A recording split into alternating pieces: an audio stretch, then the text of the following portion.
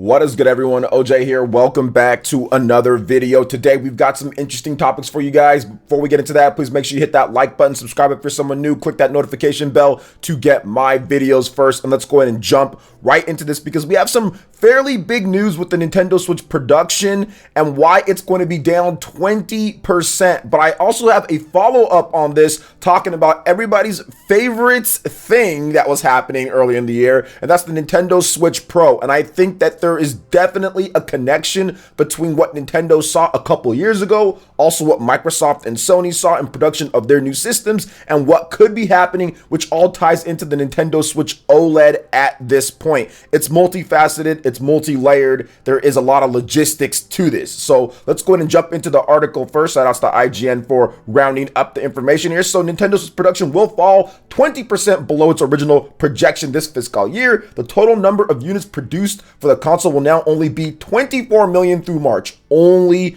24 million, guys. That's not a lot of systems, is it? According to a report from the Nikkei, the issue comes from a shortage of semiconductors and other electronical parts, as well as strong demand for the console, such as the latest Nintendo Switch OLED version. Around spring, components such as microcomputers caused production bottlenecks, and Nintendo scaled down its production targets because the company was not able to get enough parts. Now, the original plan for the Nintendo Switch was to produce about 30 million units, a record number due to more people spending time at home during the ongoing COVID-19 pandemic. Quote, "We're assessing their impact on our production," a Nintendo spokesperson said. Nintendo president Shuntaro Furukawa admitted that the company was not able to make as many Switch units as it would have wanted because of the uncertainty issues surrounding production. However, he also explained the demand for the Nintendo Switch is still going strong. Now, as we do know, the Nintendo Switch numbers are coming up very soon here. I will have full coverage of the newest Nintendo Switch numbers and all the different video game sales and all that, because Nintendo will be reporting on that very soon. But we know that the Nintendo Switch is over 90 million units as of the last time that we talked about this. So very good stuff there, passing up a lot of the best selling systems of all time. Like, for example, the PlayStation 3 and the Xbox 360. It's really hot on the heels of the Nintendo Wii as well. So I do feel that there is a lot to this. People are saying, oh, that's a horrible number. Now, this is a big problem. And to be honest, every single company that makes any type of technology is dealing with this type of issue. Microsoft is dealing with it. Sony is dealing with it. Nintendo is dealing with it. Apple is dealing with it. Computers, everything. Like, everybody is dealing with this issue. So it's something that is unavoidable. So that's one thing that we have to make sure that we make clear. It's unavoidable. But at the same time, we did know this was coming, because if you look at the stock for the PlayStation and the Xbox, and if you look at what people were saying even then, that there was going to be heavy supply constraints, and there's been heavy supply constraints on all of these. Now, if you look at what Nintendo was doing with the Nintendo Switch OLED model and why that system seems like it could be a Switch Pro or a new Nintendo 3DS or something, or even an Xbox One S that boosts the power of the system somewhat, but they opted not to. It does kind of tie into what's going on right now. And if Nintendo made a, let's just say, moderately more powerful system, an Xbox One X type of thing,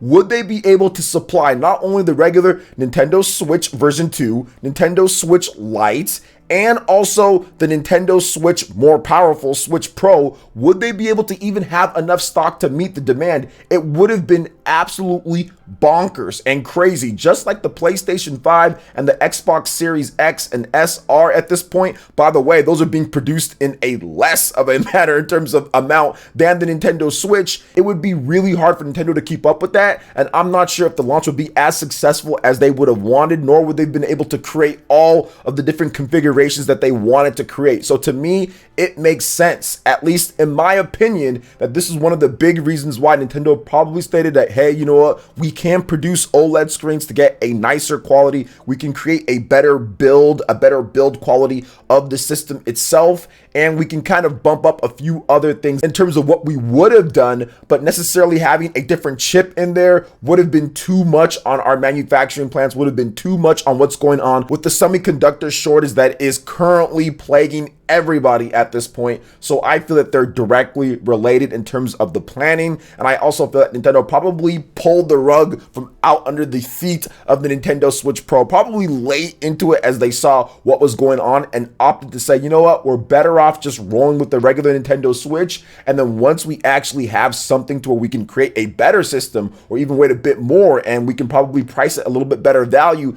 in the future and make a true successor, we can just go with that. We can ride with the regular Nintendo Switch. And I think that I would say plans was made to just continue on making this software that they're making. And they're going to have a really good 2022. They're finishing 2021 strong with some big exclusives like Shin Megami Tensei 5, which we'll talk about in just a bit, and also Pokemon Brilliant Diamond and Shining Pearl. So to me, this all kind of plays into each other and makes sense. But that's just my thoughts on it. What do you guys think? Let me know in the comment section below. All right, and moving on to the next topic here, guys, we've got the first review of a very big Nintendo Switch exclusive, which I alluded to a little bit before here, and that is Shin Megami Tensei 5. The first review of this game is out, and you know what? It is reviewed extremely well. So Famitsu has the beat on this, guys, and I will break down the Famitsu review scores, kind of how they work, and also a little bit of questions about what Famitsu does as well. So let's start off with Shin Megami Tensei 5, guys. So essentially, here's how Famitsu does their review scores. They have 4 different people review the game and give their own thoughts on it, and then they take all of those scores and add it up. So you essentially end up getting a score of like 30 something or a score of a potential perfect 40 for the game. So often if a game gets anywhere from like a 34 or so or up, it's a pretty good game. If a game gets above a 36 or a 36 and above, it's an extremely good game. That means the game got at least a minimum of multiple 9s, you know, and maybe a 10 or so. So that's the good thing. And if you look at what Shin Megami Tensei 5 has done on the Nintendo Switch here, it's got 9, 9, 9, and 9. So it got 4 9s for a score of 36, which is an extremely good review score for the game and one of the top scores in Famitsu this year. So a lot of you guys have been wondering, what is Shin Megami Tensei 5? Is it a good game? Should I get into the franchise? Do I need to play Shin Megami Tensei 1, 2, and 3, and 4, and all the other spin-offs? And the answer to all of these questions, once again, can be answered on my channel. I've had multiple videos up, but I will discuss it again because I do feel that Shin Megami Tensei 5 is a fantastic game from everything that I have seen so far with the title. It looks extremely high quality. They're using that Unreal Engine 4. The game looks like it's going to do a lot of crazy things. And the difference between it, if those that are wondering, yes, it was the original, I guess, you know, the birth of Persona. Persona is a spin-off from Shin Megami Tensei, but the games are very different. Gone are the dating aspects, some of the student school life that you're normally used to, and now you're plunged into a world of chaos with demons where you, as a god, get to go and take care of business, helping certain demons, vanquishing other demons, beating gods. It is an incredible experience from what they've been showing, and I'm very excited to talk about it more as we get into the launch date for the game, which is coming very soon here next week as of the time that I'm recording this video. So getting a 36